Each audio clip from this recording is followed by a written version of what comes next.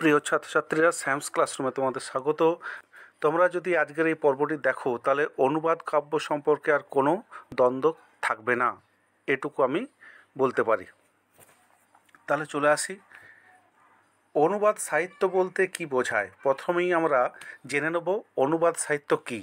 মূল ভাষা থেকে অন্য কোনো ভাষায় অনুদিত সাহিত্যকে অনুবাদ সাহিত্য বলে, অথবা একটি ভাষার সাহিত্যিক রচনাকে অন্য ভাষায় অনুবাদ করা হলে সেটিকে অনুবাদ সাহিত্য বলা হয়। পরে চলে আসি আমরা, বাংলা সাহিত্যে অনুবাদ সাহিত্য মূলত কটি না তিনটি। কী কী সেই তিনটি? রামায়ণের শ্রেষ্ঠ অনুবাদক কৃত্তিবাস ওঝা, তার গ্রন্থের নাম শ্রীরাম পাঁচালী। মহাভারতের শ্রেষ্ঠ অনুবাদক কাশিরাম দাস, গ্রন্থের নাম ভারত পাঁচালী। ভাগবতের শ্রেষ্ঠ অনুবাদক মালাধর বসু, গ্রন্থের নাম শ্রীকৃষ্ণ বিজয়। এখন আমরা চলে আসব রামায়ণে। তাহলে মূল যে রামায়ণ সংস্কৃত ভাষায় রচিত, রামচরিত থেকে রচিত, 7টি খণ্ডে রচিত, শ্লোক 28,000। রামায়ণ রচনা করেন কে? বাল্মীকি, গঙ্গা নদীর তীরে বসে। বাল্মীকির মূল নাম কি? দস্যু রত্নাকর। বাল্মীকি শব্দের অর্থ কি? উইপোকা। মূল রামায়ণের প্রধান চরিত্রগুলি কী কী কী কী? রাম, লক্ষ্মণ, সীতা, রাবণ। অনুবাদ সাহিত্য ক্ষেত্রে প্রথমেই উল্লেখযোগ্য রামায়ণ রচয়িতা কৃত্তিবাস ওঝা।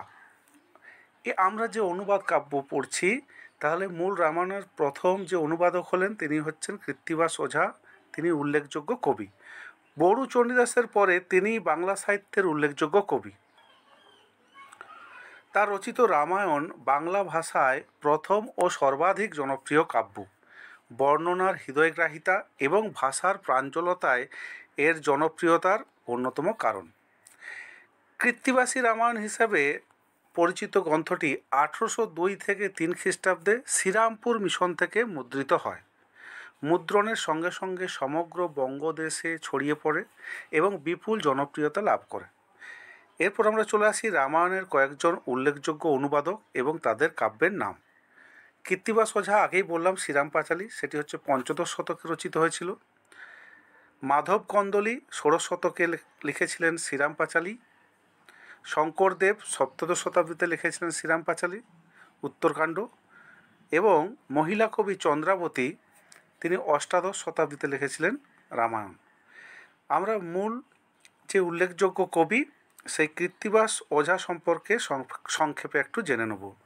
প্রথম ও শ্রেষ্ঠ বাংলা অনুবাদক হলেন কৃত্তিবাস ওঝা। তিনি 15 শতাব্দীর কবি। তার কাব্যের নাম শ্রীরাম পাঁচালী।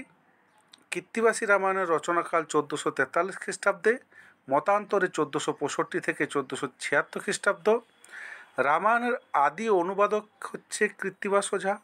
তার আবির্ভাব কাল সম্পর্কে যে ভণিতাটি আছে সেটি হচ্ছে আদিত্যবার শ্রীপঞ্চমী পূর্ণ মাঘ মাস তথি মধ্যে জন্ম লইলাম কৃত্তিবাস। তিনি অধুনা পশ্চিমবঙ্গের নদিয়া জেলার অন্তর্গত ফুলিয়া গ্রামে বাস করতেন। পৃষ্ঠপোষক রাজা কবি কৃত্তিবাসের এই প্রসঙ্গে তার গ্রন্থে সেই পৃষ্ঠপোষক রাজার নাম উল্লেখ করেননি।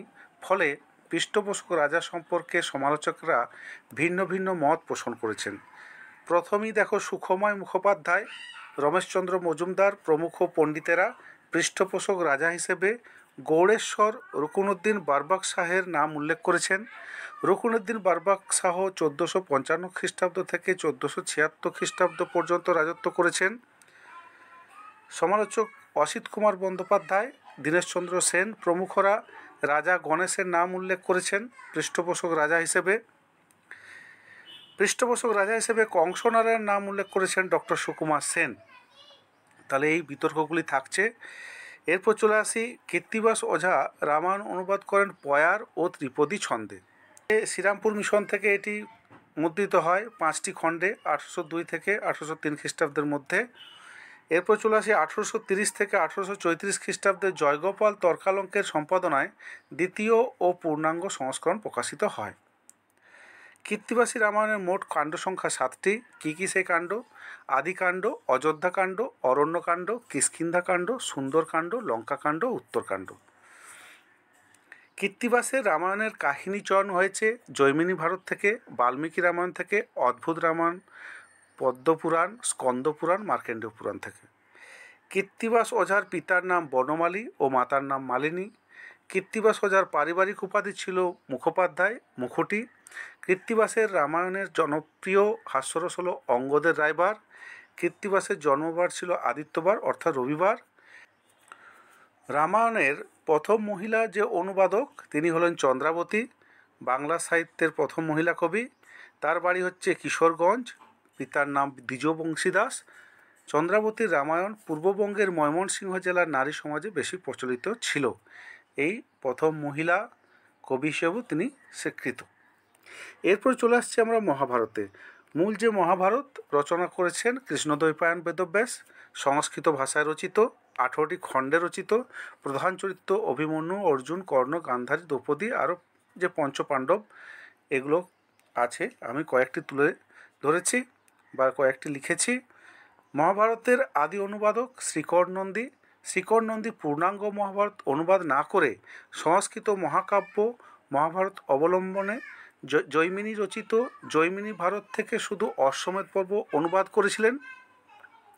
প্রথম বাংলা অনুবাদক গোবিন্দ পরমেশ্বর পরাগল খাঁয়ের নির্দেশে অনুবাদ করেন এবং এর নাম দেন পরাগলী মহাভারত। আনুমানিক 1515 থেকে 19 খ্রিস্টাব্দের মধ্যে গোবিন্দ পরমেশ্বর মহাভারতের বাংলা অনুবাদ করেন। শ্রীকর নন্দী পরাগল খাঁয়ের পুত্র ছুটি খাঁর নির্দেশে মহাভারত বাংলা অনুবাদ করেন এবং এর নাম দেন ছুটিখানি মহাভারত। মূল যে কবি তিনি হচ্ছেন কাশিরাম দাস। শ্রেষ্ঠ বাংলা অনুবাদক কাশিরাম দাস। সপ্তদশ শতাব্দীর মাঝামাঝি সময় অর্থাৎ চৈতন্য পরবর্তী যুগে কাশিরাম দাস ভারত পাঁচালী রচনা করেন। কাশিরাম দাস জন্মগ্রহণ করেছিলেন বর্ধমান জেলার কাটোয়া মহকুমার সিঙ্গি গ্রামে। কাশিরাম দাসের পিতার নাম ছিল কমলাকান্ত। কাশিরাম দাসের কুল পদবী হল দেব। কাশিরাম দাস রচিত কাব্যটির নাম হল ভারত পাঁচালী। আনুমানিক 1602 থেকে 10 খ্রিস্টাব্দের মধ্যে কাব্য রচনা করেন। কাশিরাম দাস অভিরাম মুখোটির নির্দেশে মহাভারত অনুবাদ করেছিলেন। কাশিরাম দাস ব্যাসদেবের মূল মহাভারত এবং জৈমিনী মহাভারত অনুসরণে ভারত পাঁচালী নামে মহাভারতের অনুবাদ গ্রন্থ সৃষ্টি করেছিলেন। কাশিরাম দাস মহাভারতের আদি পর্ব, সভা পর্ব, বন পর্ব ও বিরাট পর্বের কিছুটা অংশ অনুবাদ করেন। এ সম্পর্কে ভ্রাতুষ্পুত্র নন্দরামের উদ্ধৃতিটি হল, আদি সভা বন বিরাটের কত দূর, ইহা রচি কাশিদাস গেলা স্বর্গপুর। তাহলে এইগুলি তিনি রচনা করতে পেরেছিলেন। শ্রীরামপুর প্রেস থেকে 1801 থেকে 1803 খ্রিস্টাব্দে কাব্যটি 4টি পর্ব মুদ্রিত হয়। পরবর্তীকালে জয়গোপাল তর্কালঙ্কের সম্পাদনায় 1836 খ্রিস্টাব্দে সম্পূর্ণ অংশ মুদ্রিত হয়। মহাভারতের কয়েকজন উল্লেখযোগ্য অনুবাদক ও কাব্যের নাম দেয়া হলো, দেখে নাও। গোবিন্দ পরমেশ্বরের পাণ্ডব বিজয় 16 শতাব্দীর, রামচন্দ্র খানের অশ্বমেধ পর্ব 17 শতাব্দীর, কাশিরাম দাস আমি আগেও বলেছি মহাভারত 18 শতাব্দীর, পাণ্ডব বিজয় গোবিন্দ পরমেশ্বরের, শিকর নন্দীর মহাভারত কথা, সঞ্জয়ের মহাভারত, দ্বিজ রঘুনাথের অশ্বমেধ পাঁচালী। সবশেষে আসছি ভাগবত অনুবাদ। মূল যে ভাগবত সংস্কৃত ভাষায় রচিত, 12টি খণ্ডে রচিত, রচয়িতা হলেন কৃষ্ণদ্বৈপায়ন বেদব্যাস। সংস্কৃত ভাষায় রচিত শ্রীমদ্ভাগবত পুরাণ সাধারণভাবে ভাগবত নামে পরিচিত। বেদব্যাস প্রণীত অষ্টাদশ পুরাণের অন্যতম। তার ব্রহ্মসূত্রের 12টি অধ্যায়ে বিন্যস্ত কৃত্রিম ভাষ্য হল ভাগবত। এর বিষয়বস্তু হল শ্রীকৃষ্ণের জীবন কথা। বাংলায় ভাগবত চর্চার শুরু চৈতন্য পূর্ব যুগে হলেও এর বিস্তার ঘটেছে চৈতন্য পরবর্তী যুগে। সংস্কৃত ভাগবত পুরাণ অবলম্বনে বাংলায় প্রথম কাব্য রচনা করেন বর্ধমান জেলার কুলিনগ্রাম নিবাসী মালাধর বসু বা গুণরাজ খান।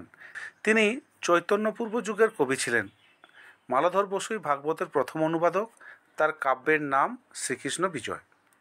কাব্যটি 1473 থেকে 1480 খ্রিস্টাব্দের মধ্যে রচিত হয়েছিল। শ্রীকৃষ্ণ বিজয় রচনা করে তিনি গৌড়ের সুলতানের কাছে গুণরাজ খাঁ উপাধিটি পান। শ্রীকৃষ্ণ বিজয় কাব্যের অপর নাম ছিল গোবিন্দমঙ্গল।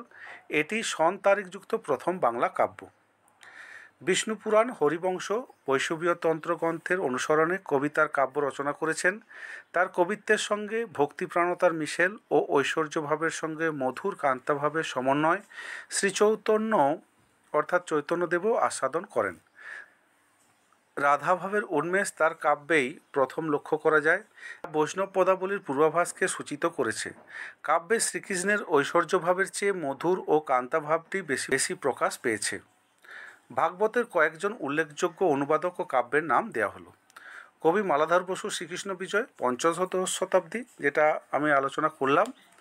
এছাড়া গোবিন্দ আচার্যের কৃষ্ণমঙ্গল ষোড়শ শতাব্দী, দ্বিজমাধবের শ্রীকৃষ্ণমঙ্গল সপ্তদশ শতাব্দী, অভিরাম দাসের কৃষ্ণমঙ্গল অষ্টাদশ শতাব্দী। তা মালাধর বসু সম্পর্কে আমরা একটু জেনে নিই। মালাধর বসু সম্ভবত 1420 থেকে 1422 খ্রিস্টাব্দে বর্ধমান জেলার কুলিন গ্রামে জন্মগ্রহণ করেছিলেন। মালাধর বসুর পিতার নাম ভগীরথ ও মাতার নাম ইন্দুমতী। মালাধর বসুর উপাধি গুণরাজ খাঁ। এই উপাধি দেন রুকনউদ্দিন বরবক শাহ। মালাধর বসুর রচিত অনুবাদক কাব্যটির নাম শ্রীকৃষ্ণ বিজয়। বাংলা সাহিত্যে প্রথম সরাসরি রচনাকাল জ্ঞাপক ভণিত হল 1395 শকে গ্রন্থ আরম্ভন, চতুর্দশ 2 শকে হইল সমাপন। এই রচনাকাল জ্ঞাপক ভণিতাটির রচয়িতা মালাধর বসু, অর্থাৎ মালাধর বসু 1473 খ্রিস্টাব্দে শ্রীকৃষ্ণ বিজয় কাব্য রচনা শুরু করেন এবং সমাপ্ত করেন 1480 খ্রিস্টাব্দে।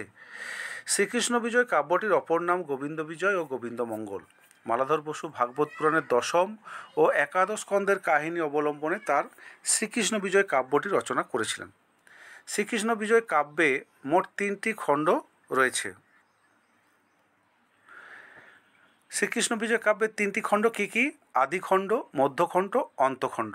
আদিখণ্ড হচ্ছে বৃন্দাবন লীলা, মধ্যখণ্ড হচ্ছে মথুরা লীলা, অন্তখণ্ড হচ্ছে দ্বারকা লীলা। শ্রীকৃষ্ণ বিজয় কাব্যের মোট অধ্যায় হচ্ছে 335টি। তো আশা করি প্রিয় ছাত্রছাত্রীরা তোমরা অনুবাদ কাব্য সম্পর্কে সমস্তটাই জানতে পেরেছো, বুঝতে পেরেছো। এটি ভালো করে তৈরি করবে, ভালো করে পড়াশোনা করো। ভালো থেকো, টাটা।